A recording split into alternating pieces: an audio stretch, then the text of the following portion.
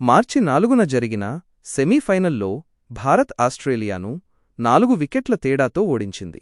ఈ మ్యాచ్లో విరాట్ కోహ్లీ 84 పరుగులతో కీలక ఇన్నింగ్స్ ఆడాడు. న్యూజిలాండ్ దక్షిణాఫ్రికాను 50 పరుగుల తేడాతో ఓడించి ఫైనల్కు అర్హత సాధించింది. కెప్టెన్ కేన్ విలియమ్సన్ సెంచరీతో అద్భుతంగా రాణించాడు.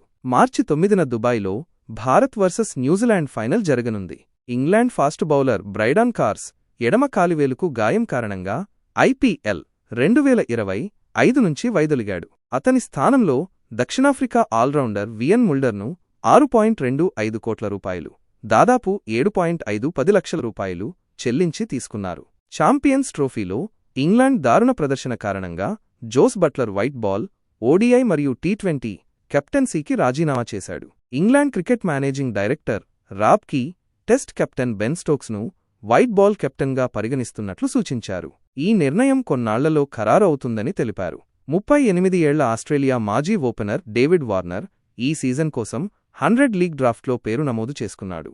అతని రిజర్వ్ ధర 1.26 కోట్ల రూపాయలు, 1,20,000 పౌండ్లుగా నిర్ణయించబడింది. ఈ డ్రాఫ్టు మార్చి 12న జరగనుంది. వికెట్ కీపర్ నిక్ ఫాల్టమ్ మహిళల బిగ్ బాష్ లీగ్లో WBBL అద్భుత ప్రదర్శన కారణంగా న్యూజిలాండ్ టూర్కు ఎంపికైంది. ఈ నెల చివరిలో ఆస్ట్రేలియా జట్టు న్యూజిలాండ్ టూర్కు వెళుతుంది.